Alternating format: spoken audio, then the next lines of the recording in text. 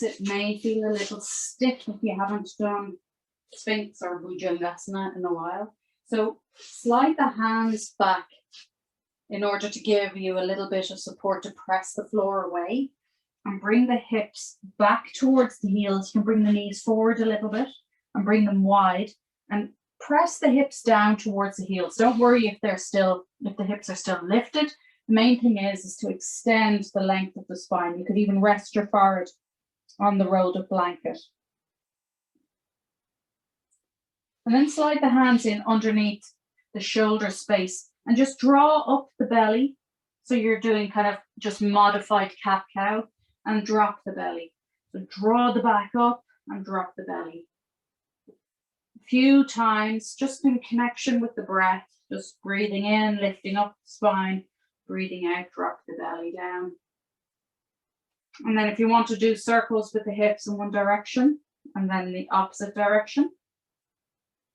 And then when you're ready, come up to sitting. We're going to do the opposite now, so we'll open up the front of the chest. And the rolled up blanket, if you've had pillows on top, you may want to take them away. So this rolled up blanket is going to come across underneath the armpits across the back. So it opens up the front of the chest. But it may be a good idea to have a folded blanket just above that rolled up blanket, just to lift up the level of the floor a little, and just see how it feels for you. Because if there is a lot of tightness across the upper chest or a lot of stress going on, if that is too high or it's too hard, you may want to higher this up a little bit to give you more of a ramp. And again, if it's too much and you'd like to put a pillow there, you can just try it out. Keep the knees bent. Lower yourself onto the rolled up blanket. Bring the arms out to the side. You'll notice straight away how much this opens up the front of the chest. You might feel it across the pecs. And you might want to roll the body down a little if it's too high. So where you want the blanket to be coming out of is basically out from underneath the armpit. Arms out to the sides. Bring the knees together. Have the feet out at an angle, so that kind of props your knees together.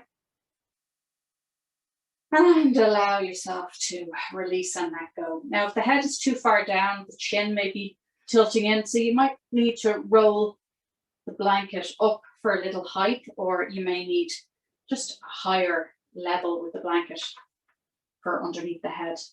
Just play around with it a little until you get to the point where you can feel that you could release a little here. And the area we're targeting is across the upper chest, which can get very, very tight from using computers, using telephones. We're all the time shortening the muscles at the front of the chest. So this just allows some opening, but it is very opening for the heart center. So if it's a little too much, don't be afraid to come out of it, or you can place a blanket, a bit of a weighted blanket on the chest.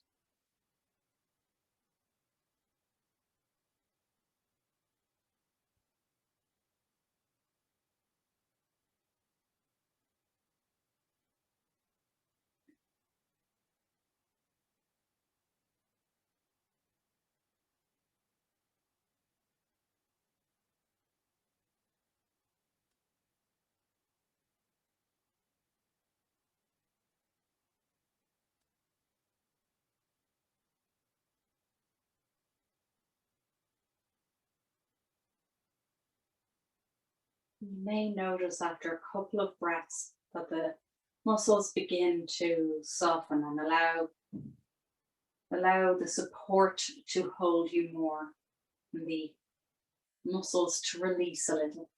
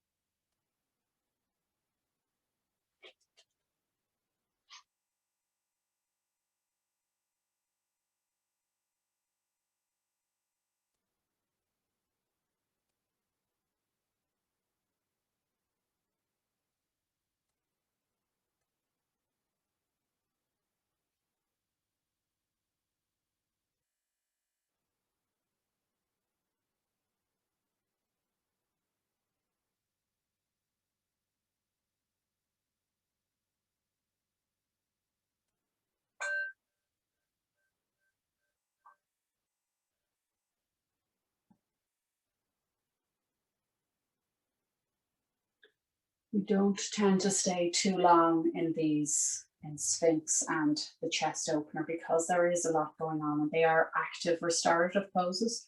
It just allows a little bit of release across these muscles that get so tight when it's an anxious time or if it's a very busy time.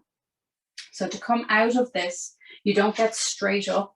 You bring the feet together and allow the feet to press the floor away so you can lift up the hips, to just turn the hips onto one side, allowing you then to roll over onto one side and rest there for a moment.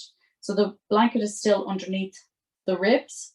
So you're just resting there for a moment, allow yourself to adjust, and then using the upper hand to press the floor away. Always moving really slowly and with great care to notice into the body. Really feel if there's any areas that need a little bit of TLC. So now we're going to do some spinal twists. And this is where we can use our layers and layers of blankets and pillows. So I'm going to just use, first of all, a bolster, but that can be a couple of pillows. I've only got 2 pillows with me today, so that's why we need to use the bolster as well. And this is where we create that little stack. So if you have just pillows, if you put them at an angle like that so that they're stacking, and then you're sitting down to one side. I'll take off the big crazy baggy jumper to show, but the hips are coming down to the side here. So dropping down to one side. The knees can be adjusted as to how you are comfortable. If you feel that you would be more comfortable with a blanket between the knees, one leg can be, placed in front of the other. This is a little bit just really personal choice as to how your hips are feeling, but having a little bit of support between the legs might be nice. Hands on either side of this stack, and you're lowering yourself down. To start with, we will face in the same direction as our knees. And just resting here for a moment. So it's a nice spinal twist, but once again, you're just allowing yourself to release into it. A really nice thing to do, and I should have mentioned this, hopefully you have something close to hand, but grab a blanket that actually wraps around the lower half of your body. So even if you're quite warm, if you have a blanket that wraps around the back, you can tuck it in behind the lower back or the buttocks, and you can tuck it around the tummy. So that just gives a real kind of supportive sensation to the lower half of the body, and then release down. So just staying here for a couple of moments, and you can stay on this side, or if you feel in a moment or two that you would like to turn the head to deepen that twist, you can do that. But really check in with your back and see how that feels.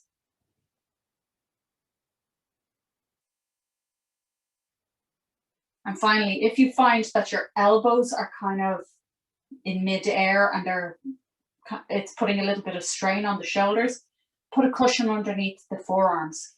So I don't have another cushion, but I do have this blanket. So you could have the blanket rolled up to help support the arm so that it's not kind of flailing in midair.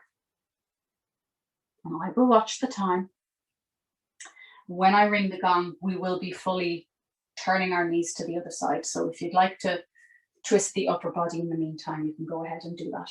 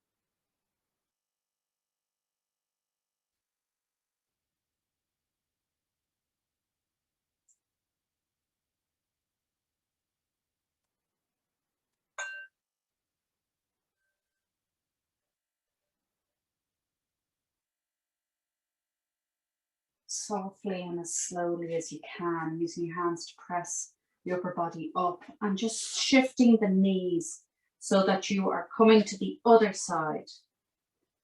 To rest the other hip at the base of the pillows, adjusting the knees as necessary, placing the hands on either side of the pillow stack, and then just lowering yourself down. Once again, it can be on the same side as your knees are facing, or in a moment or two, if you wanted to, you could twist more fully to face in the opposite direction. So I'll watch the time, and you can lower and release into the twist.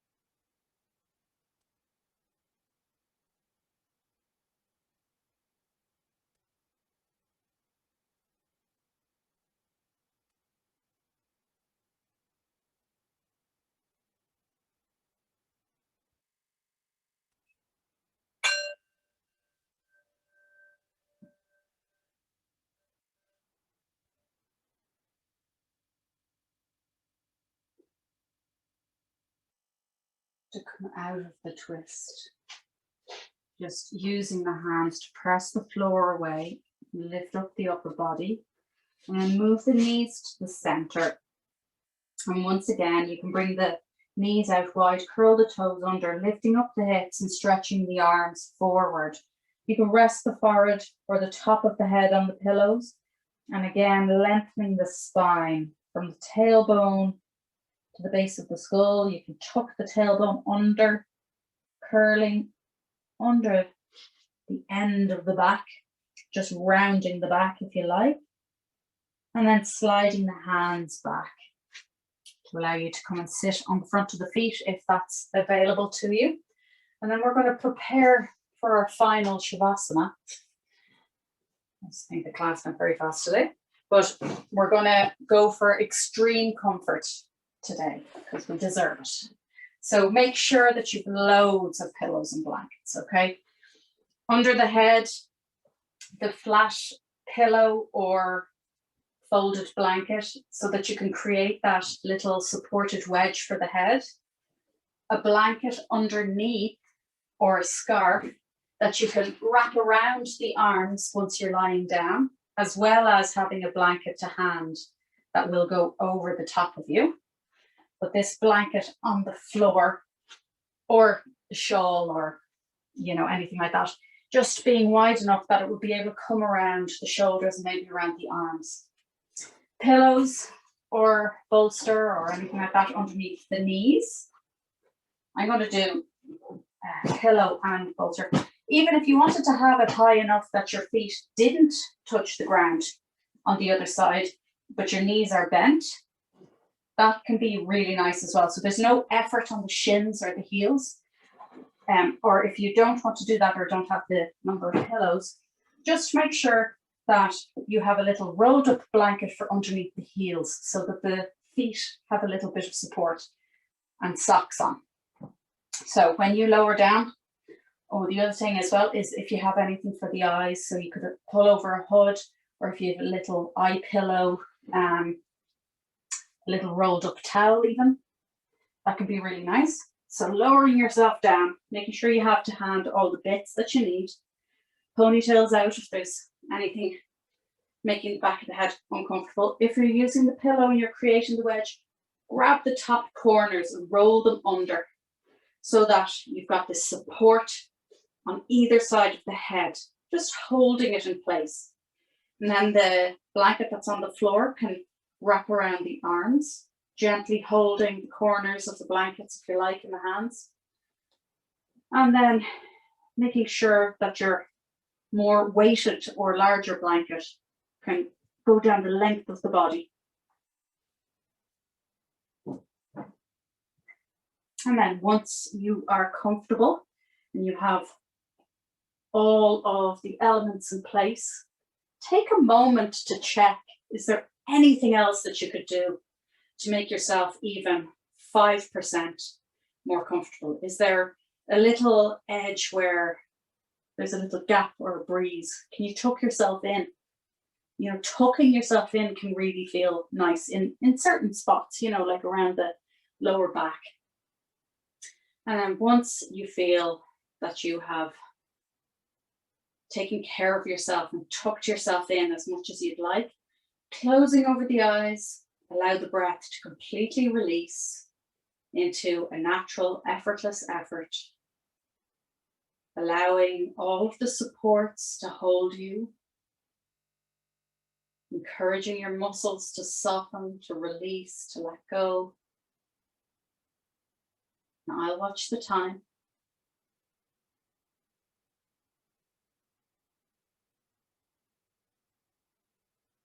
And I'll ring the gong when it's time for us to move.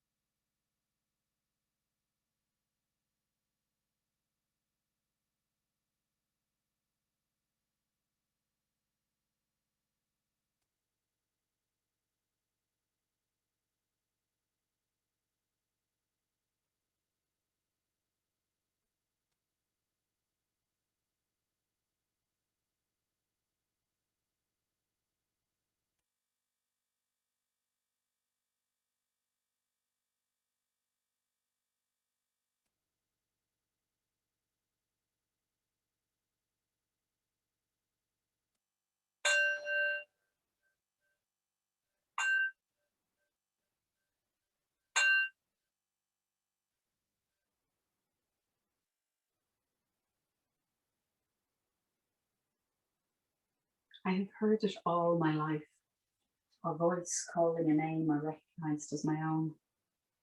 Sometimes it comes as a soft-bellied whisper. Sometimes it holds an edge of urgency. But always it says, "Wake up, my love. You are walking asleep. There's no safety in that. Remember what you are, and let this knowing take you home to the beloved with every breath. Hold tenderly who you are, and let a deeper knowing color the shape of your humanness. There is nowhere to go. What you are looking for is right here."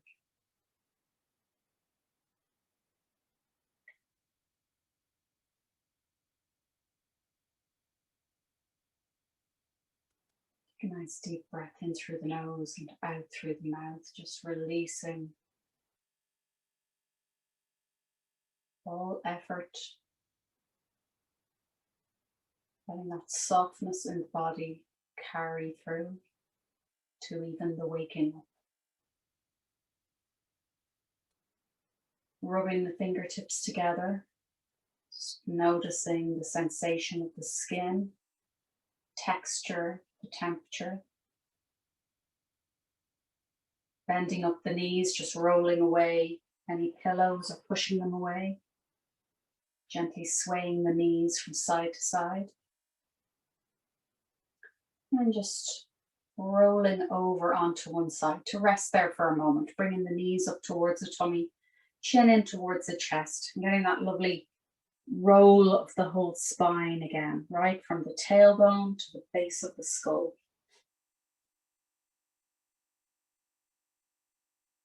And take a moment to notice if you have a taste in your mouth or any sounds you can hear, any smells, or any pictures you may have in your mind's eye, or any thoughts.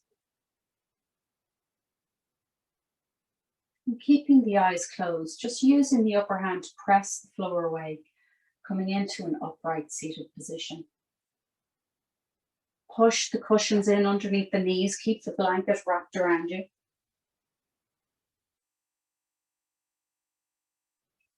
And just taking a moment to connect into the senses. We know about the 5 senses: the taste, the smell, the touch, all those things.